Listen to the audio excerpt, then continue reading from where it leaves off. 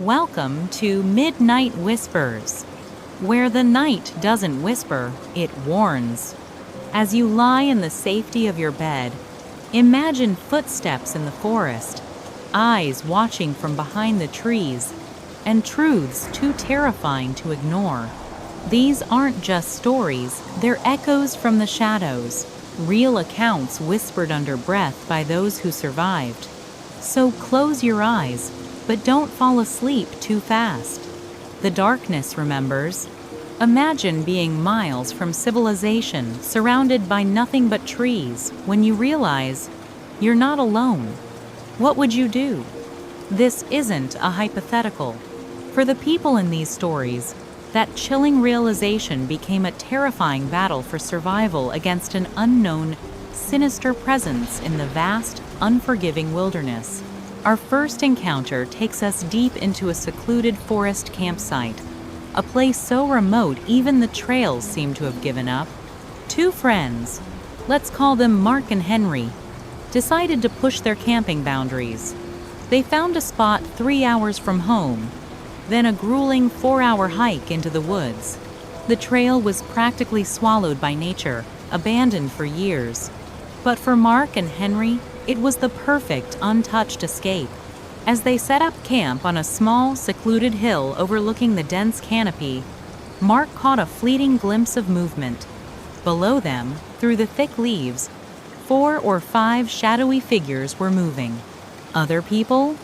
Out here? He tried to show Henry, but by the time his friend looked, they were gone, swallowed by the forest. A strange start, but they dismissed it, settling in for a peaceful evening around a crackling campfire. But then, the quiet broke. Faint, indistinct voices drifted from the distant trees. They couldn't make out words, couldn't even tell if it was their language. The voices remained eerily static until they abruptly stopped. The silence that followed was heavy, unnerving. Then, a single set of footsteps, crunching leaves, getting closer. A man emerged from the darkness into the campfire's glow, wearing a distinct red baseball cap, longish, wavy black hair, and a wide, unsettling smile. Either of you know where the trail is around here? I've been looking for a while, Mark pointed, but then a gut feeling struck him. Were the others out there with you? The man's smile faltered, just for a second, before returning. Others? I didn't know there were others out here. I've just been hiking alone. He was lying. Mark and Henry both knew it. He came from the exact direction of the voices. Why the lie? Why conceal the group? The thought gnawed at them. For 30 agonizing minutes, they debated, the campfire casting long, dancing shadows, every rustle of leaves making them jump. They felt watched. That primal fear of being hunted, miles from any help, began to set in. Henry, his voice shaky, finally voiced their shared terror. Should we just leave? Yes. As they frantically packed up, stomping out the fire, a single deliberate crunch of leaves echoed right behind Mark.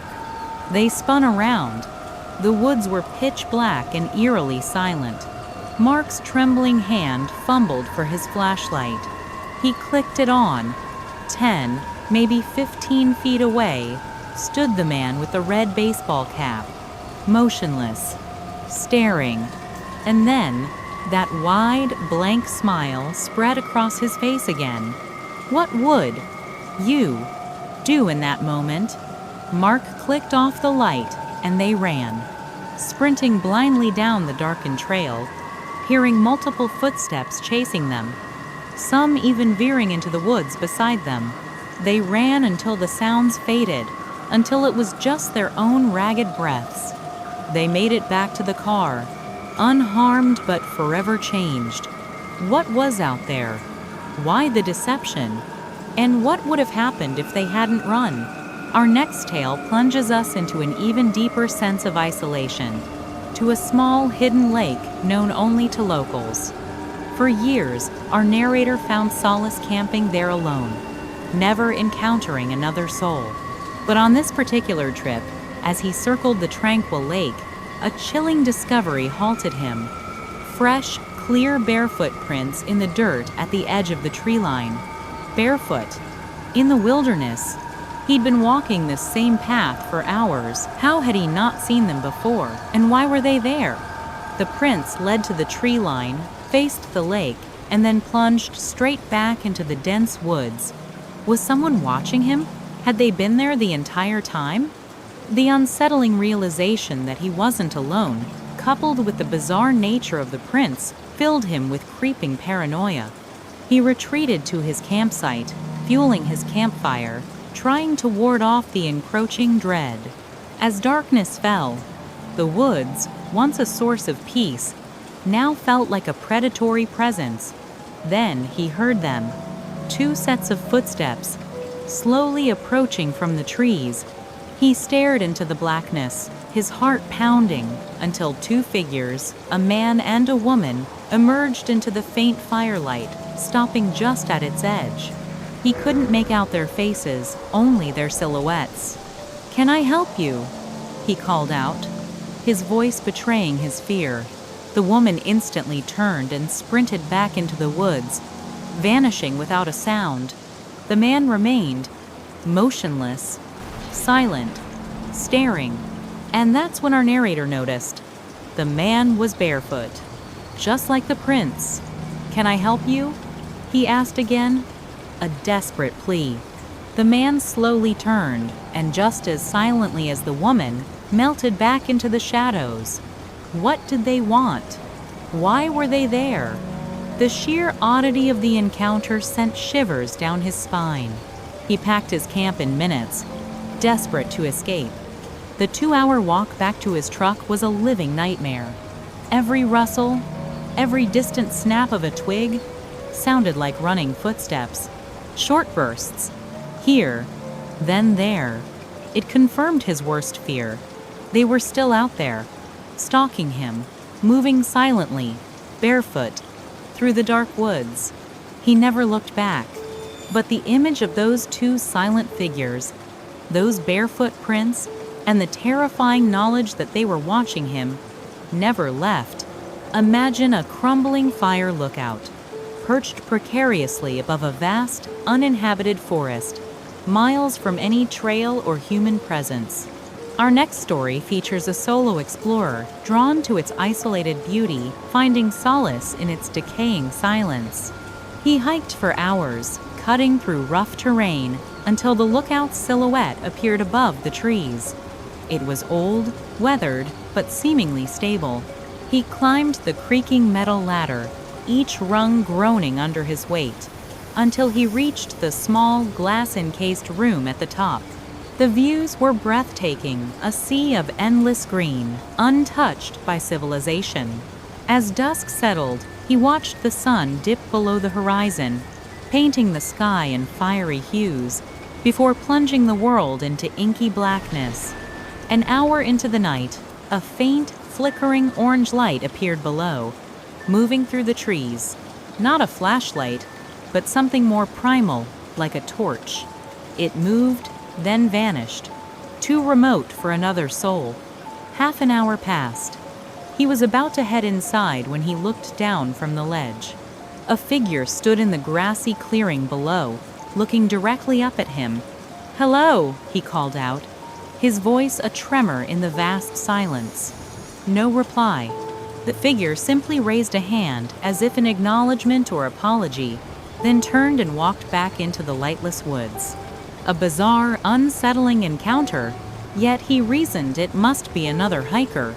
He tried to sleep, the wind rattling the old structure, the creaking wood echoing the unsettling events.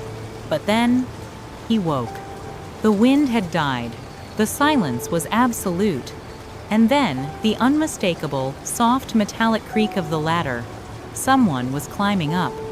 He froze, listening to the hinges groan with each deliberate step. Getting closer, faster. The windows offered only impenetrable black. Heart hammering, he snatched his backpack, lunging for the ledge, just as the creaking stopped. He peered around the corner where the ladder met the lookout. Empty. His mind reeled. And then, from behind him, rapid footsteps echoed across the wooden walkway inside the lookout. A dark silhouette flashed past the windows on the far side. He didn't hesitate. He scrambled onto the ladder, scrambling down the slippery metal rungs, the adrenaline making his limbs tremble. Hearing the footsteps now pounding directly above him, he reached the bottom, plunged into the woods, flashlight blazing, GPS guiding him through the absolute darkness. He ran until he collapsed into his car, the memory of that figure, silent, pursuing him from the abandoned tower, seared into his mind. What was that person's intention? Why the silent approach, then the chase? The wilderness, once a sanctuary, had revealed its terrifying unknown depths. Our final wilderness encounter twists the definition of safety, bringing terror to a remote cabin getaway. Our narrator, on a solo road trip, booked what seemed like a quaint, isolated Airbnb. Nestled deep in the woods, it had an almost spooky exterior, yet the inside was modern and cozy. Just 10 minutes after settling in, a knock. A man, 42nd, bearded, appeared. "Just checking you got in okay," he smiled. The narrator, assuming it was the host, said everything was fine. Odd, though, how he showed up unannounced, and the lingering, strong odor about him. He shrugged it off. But then, a second knock. Soon after, no car, no footsteps. Just the knock. A creeping dread set in. He didn't answer directly, just called out. The voice returned, gravelly, insisting he open the door. Just one more thing. Our narrator refused, citing the late hour. The silence that followed was thick, unnerving. He crept to the door's small window. The man was gone. He must have slipped away silently. But then, across the room, in one of the living room windows, his eyes met the man's, staring in. A jolt of pure panic. He sprinted to the bedroom, dialing 911. From there, he heard it. The sound of the man trying to lift open the window, frantic and aggressive. Why? If he was the host, he'd have a key. That's when the horrifying realization hit. This man was not the host. Police arrived to an empty cabin. The man vanished into the night. The real host confirmed he was miles away. What was this imposter's plan? Why the elaborate deception, the insistent knocking, the attempt to force entry? This wasn't a casual check-in. This was a deliberate, terrifying invasion of a supposed safe haven, leaving behind only chilling questions and the lingering scent of unknown danger. But what happens when the very sanctuary of your home is violated? When the places you feel safest become the grounds for terror? Get ready, because next, we're bringing the nightmares closer to home. Your home is your fortress, right? What if I told you that for these people, it became their worst nightmare?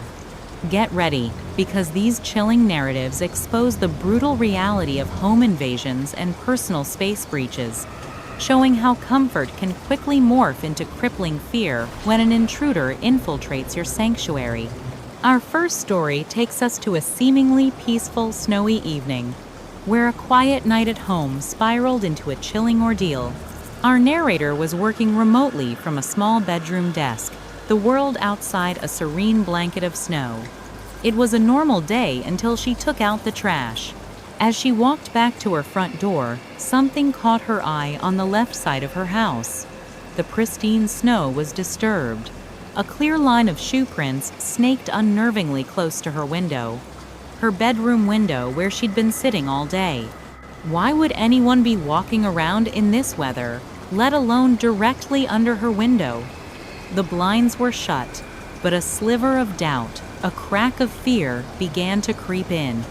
She hoped it was nothing. The next morning, Her heart slammed against her ribs.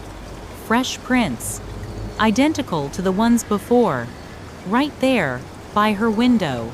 Again, she called the non-emergency police number, knowing they couldn't do much, but at least, she thought, it would be on record.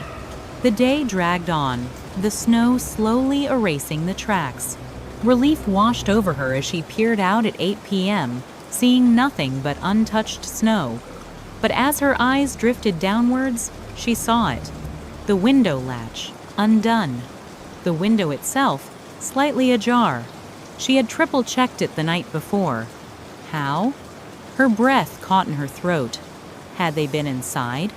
Had they been watching her from within her own home while she slept? The thought alone was paralyzing. She backed away, tiptoeing through her small house, her eyes scanning every shadow, every corner. Was someone still there? When the police finally arrived, the house was silent, seemingly empty. But minutes later, an officer emerged, grappling with a man in handcuffs. Both were covered in blood.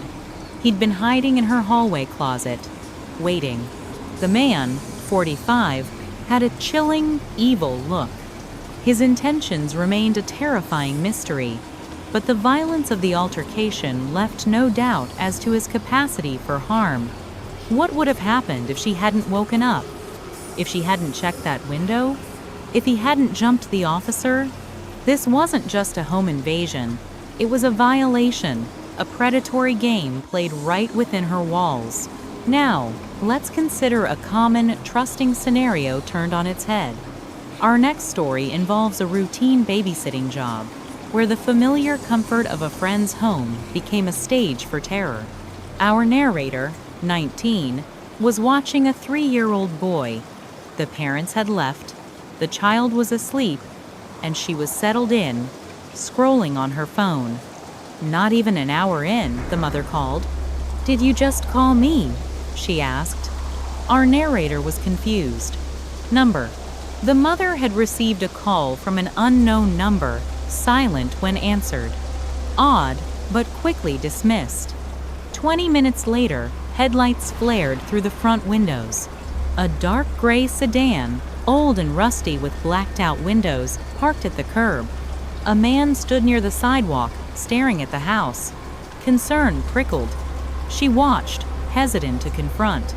He eventually got back in and drove off, slowly, still staring, before stopping farther down the road, his headlights disappearing. Was it a neighbor? Lost? A weird coincidence? An hour and a half passed without incident.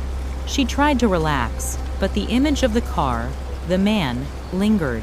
Then, a soft thud. And another. She rose, eyes wide, and just as she entered the hallway, she heard it again and saw a shadowy movement. Someone was outside the back door, pulling at the handle, looking directly at her. Once he saw her, he pulled harder, trying to brute force it open. Adrenaline surged. She sprinted upstairs, snatched the sleeping child, trying to keep him calm. The thumps intensified. He was using something to pry the door open. As she reached the bottom of the stairs, a final crash of cracking plastic and metal. The back door was open. The man rushed in, casual clothes, dark hair, and in his hand, a knife. Without hesitation, she bolted through the front door, jumping into her car, backing out as he reached her window.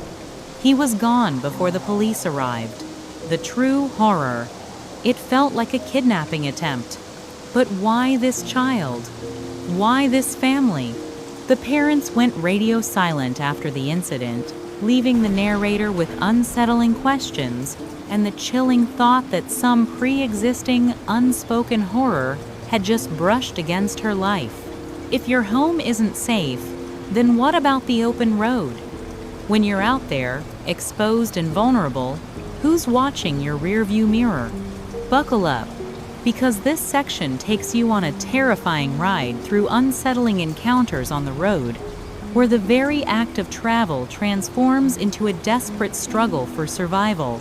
We're talking late-night deliveries that turn into elaborate traps, mysterious stalkers following for miles, and the chilling realization of a hidden passenger.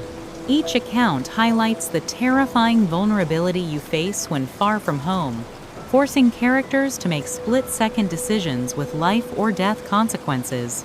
What would you do if your routine commute or a peaceful journey suddenly twisted into a highway of horror?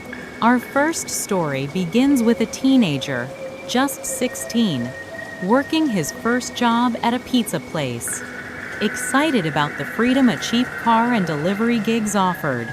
One regular weeknight, an online order came in for 2 medium pizzas, destined for a neighborhood about 15 minutes away. The roads were empty, save for a few scattered cars. But as he pulled out, a car emerged from a side street, pulling in right behind him. He didn't think much of it at first. People follow, right? It's normal. But for the next 5 minutes, through turns and straightaways, they stayed glued to his bumper. When he finally turned into the customer's neighborhood, he checked his mirror. Sure enough, their headlights appeared, turning down the same road. What are the chances? Asterisk, he wondered. This was a small neighborhood, deep in the woods, with houses spread out along individual driveways. He pulled into his destination driveway, a 200-foot stretch leading to a house, and watched in his mirror as the car passed by and continued down the road. A wave of relief washed over him. He felt silly for even thinking anything of it. He walked to the door, pizzas in hand, and knocked. No answer. The porch light was on, but the house lights were dark. He knocked again. After a long 30 seconds, a light flickered through a window, and a moment later, a woman in her early 32nd, looking utterly exhausted and annoyed, answered. He read out the address. She hadn't ordered anything. She was trying to sleep. Clearly, a mistake. He apologized and started back to his car, spacing out, wondering about the oddity of it all. Halfway there, he looked up, and a chill ripped through him. There, sitting directly behind his car, was the same vehicle he thought had been following him. Its headlights were off, but he could see the faint fog from the exhaust the car was on. Was this a coincidence? Or something far more sinister? He felt a deep unease, an unsettling certainty that something was profoundly wrong. He continued to his car, hoping they'd speak or move.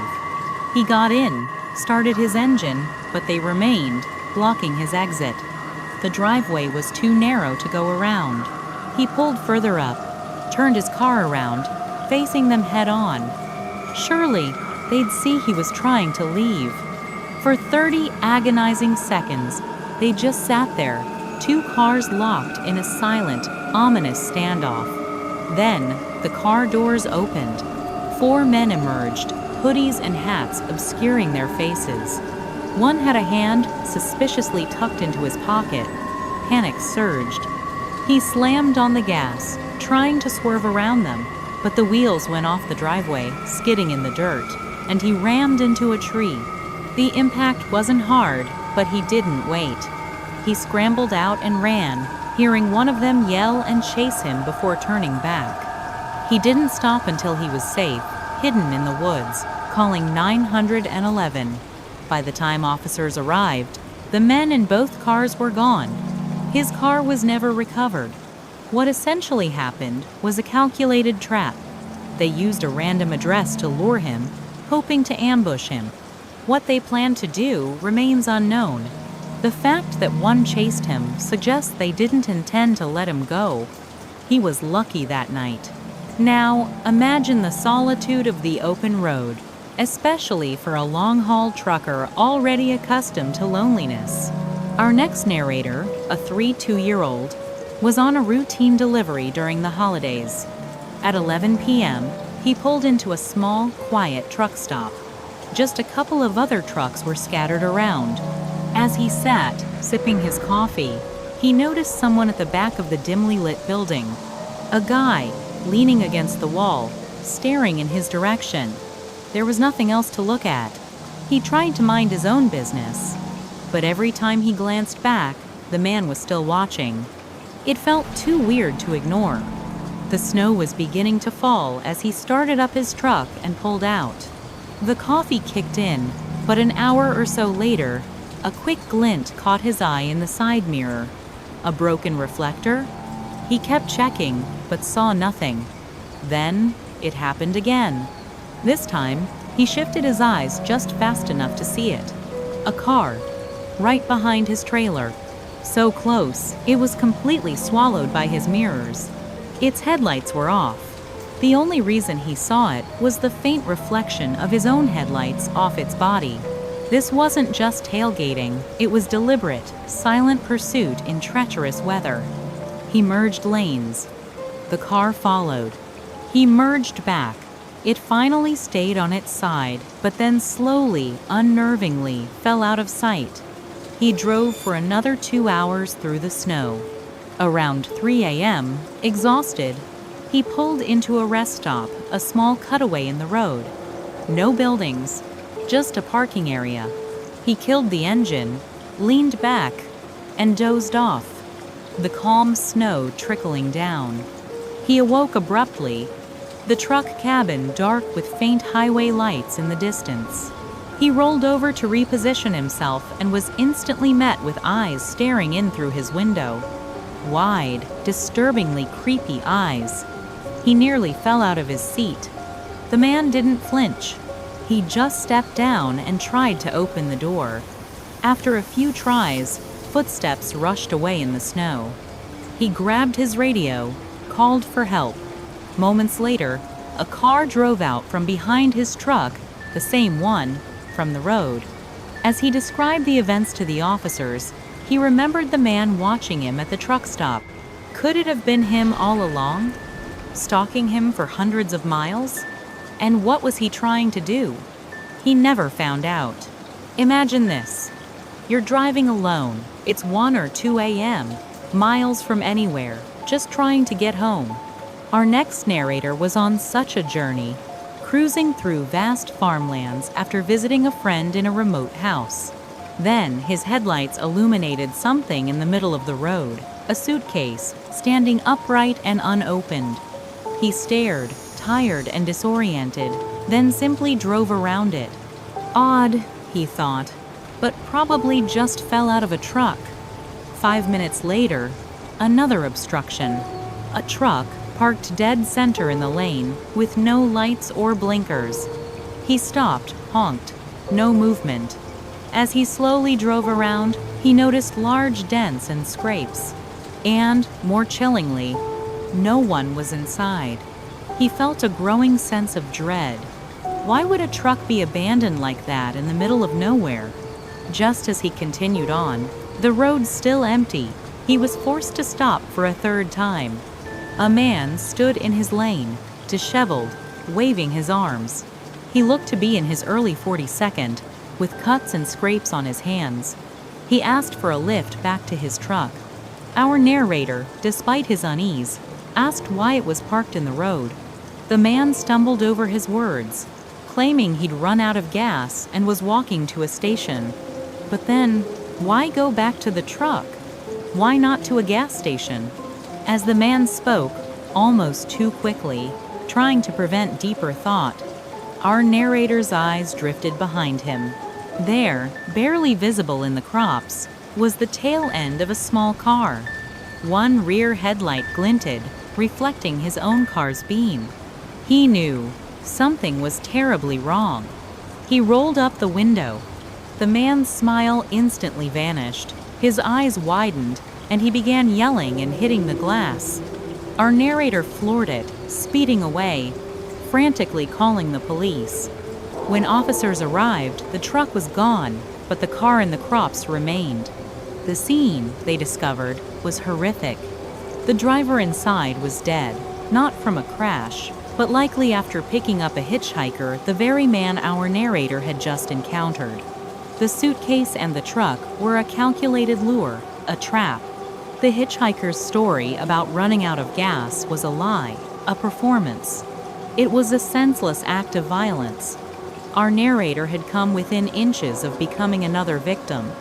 The man was never identified.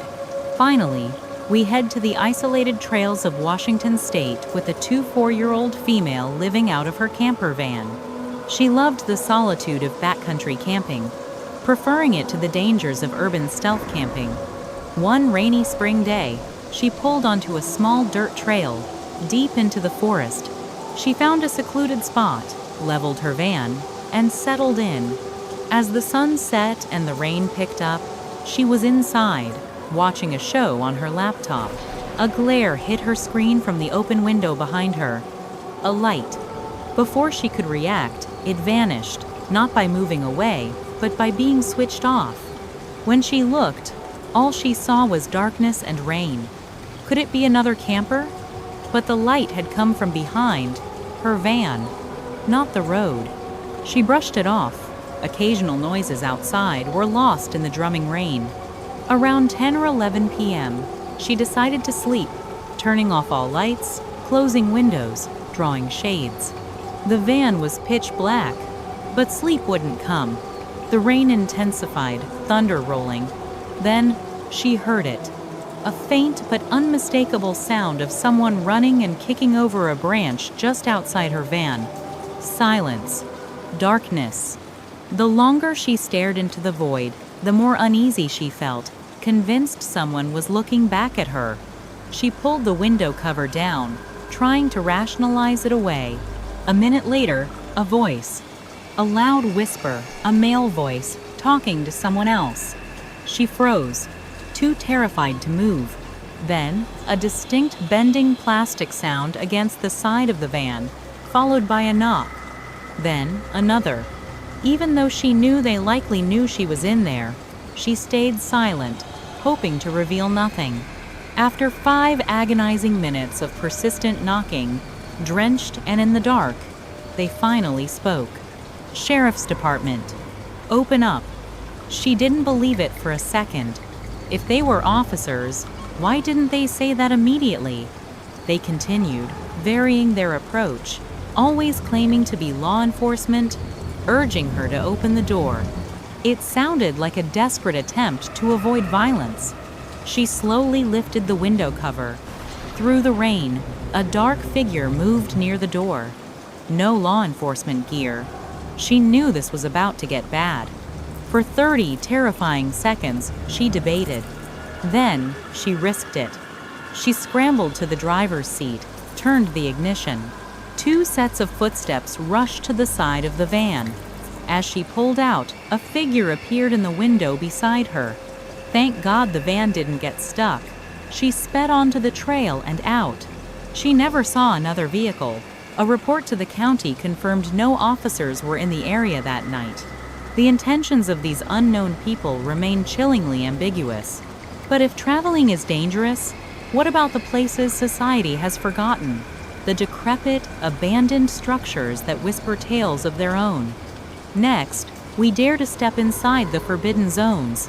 Ever wondered what secrets lie within the abandoned places no one dares to speak of? For these explorers, curiosity quickly turned to terror.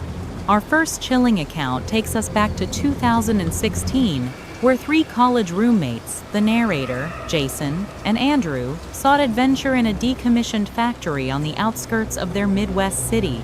The building was colossal, a rusting titan adorned with graffiti reaching impossible heights. Barbed wire fences, clearly breached countless times, led them to an open metal door, an unspoken invitation to the unknown. The moment they stepped inside, a shiver ran down their spines. The vast structure groaned and swayed with the wind, metallic creaks amplifying the eerie silence within. Armed only with cheap flashlights, they navigated pathways between colossal, rusted machinery. The narrator, momentarily separated, saw a figure in the dim light and assumed it was one of his friends. He continued into an adjoining room, the heavy metal door closing behind him, only to hear footsteps approaching from the hallway he'd just left. He called out Jason and Andrew's names, but no reply came. When he spun his light back to the door, no one was there. His heart hammered. He knew. He heard the door open. As he tentatively approached, a faint crumble echoed from behind him. He whipped his light around. Standing mere feet away was a disheveled man with strange, glazed-over eyes. The man instantly lunged. The narrator slammed the door shut, screaming for his friends, who, hearing his cries, met him at the end of the hall. They ran, adrenaline fueling their escape from the abandoned relic. Later, they realized the man had been waiting for the narrator to split from the group. Why was he there, lurking in the shadows of the forgotten factory? What horrific plans did he harbor, waiting for a lone, unsuspecting explorer? Next, we journey to a long-forgotten church. An imposing structure swallowed by encroaching trees on a deserted road. For years, it stood as a local legend, feared by children and avoided by many. But for our narrator and his friend, Colton, curiosity finally won out. It was dark, the moon their only guide. As they navigated the crumbling, vine-choked road, the church, when they finally reached it, was even more unsettling than remembered, its fence nearly indistinguishable from the overgrown foliage. An eerie silence draped over the property. They slipped through a broken section of the fence and pushed open the massive entrance door. The sound, like bending wood, groaned and scraped, echoing through the cavernous space. What struck them immediately was the interior rows of benches, untouched by vandals. No debris, no graffiti.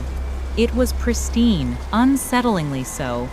As they walked down the aisle, their footsteps echoing loudly, a sudden, violent thud reverberated through the entire church. They froze, lights frantically scanning the darkness, but saw nothing. Colton thought he saw another room near the entrance. They pressed on, reaching the podium at the front. But as they prepared to explore further, a subtle thump, then another, drifted from the aisle they'd just traversed. Footsteps slow, deliberate, moving closer from the podium area towards the entrance.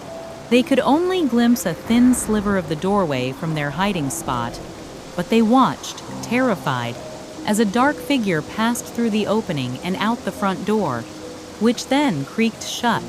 Who was that person? Why were they hiding in a seemingly untouched, abandoned church? And was it even a person, or something else that left a lingering question mark over the very fabric of reality? As terrifying as these direct confrontations are, what about the threats that remain unseen, unresolved, or leave us questioning everything? For our final chilling chapter, we delve into the most persistent and psychologically haunting encounters, stories where the true nature and motives of the threat remain shrouded in mystery, leaving a lasting imprint of fear. These are the narratives that confirm some horrors aren't about what you see, but what you don't see, and the chilling realization that they might still be out there. Our first account comes from a data center worker accustomed to quiet, uneventful night shifts. It was just past midnight, the hum of servers the only constant companion. This wasn't a place for random visits. Yet, a system went down not from a glitch, but because its heavy-duty power cable was inexplicably unplugged. How does a vital cable just fall out? He chalked it up to an oddity, plugged it back in, and returned to his monitoring station. But then, a subtle thump echoed through the vast, empty corridors, a sound he couldn't place. Was it the old building settling, or something far more sinister moving within the darkness? Minutes later, a rapid scurry of footsteps passed his office door. He peered out. Nothing. Yet, the distinct sound of a distant door, closing, confirmed he wasn't alone. Cautiously, he investigated, sensing a presence just out of sight, always a step ahead. The echo of another door closing just as he reached it. What was this unseen intruder doing? And why were they so intent on avoiding detection? The final terrifying glimpse was a dark figure darting into an unlit office, a fleeting shadow that confirmed the chilling truth. Someone was playing a deadly game of cat and mouse in the silence of the data center. The sheer mystery, the invisible manipulation, and the deliberate evasion created a terror far deeper than any physical threat. What do you think they were after in that data center?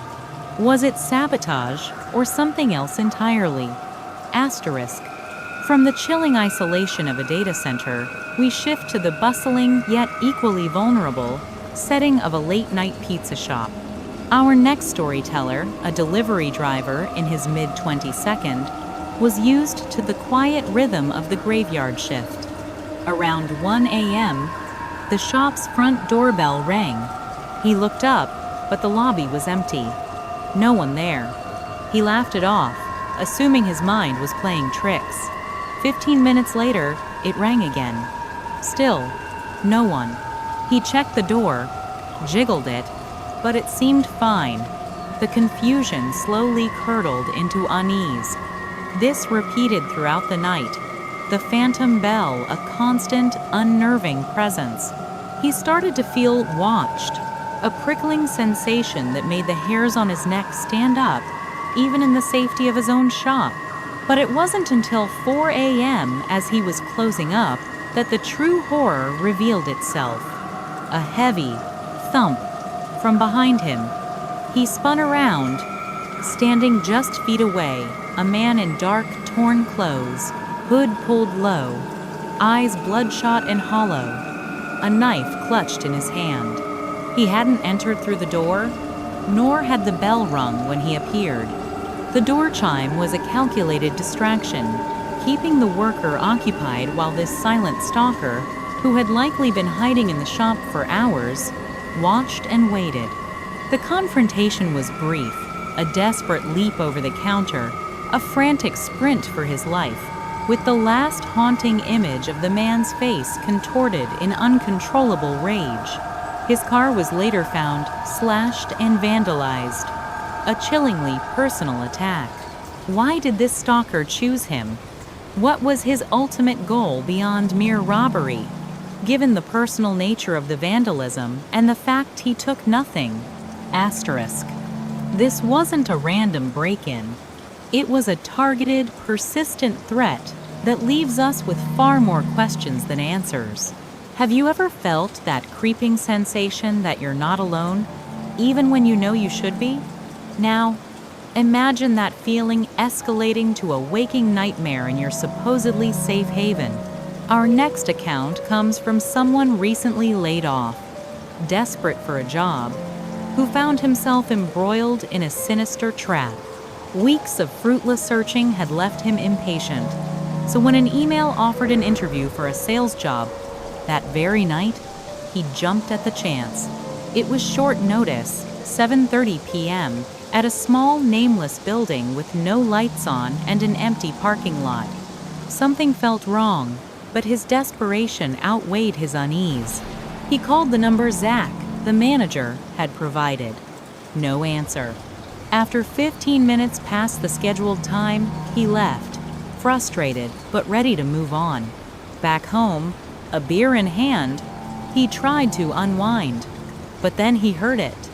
A faint creak, somewhere upstairs, near the ceiling. He dismissed it as the house settling, or perhaps the wind. Around 10 p.m., he went to bed. The last thing he remembered was lying down, falling asleep quickly.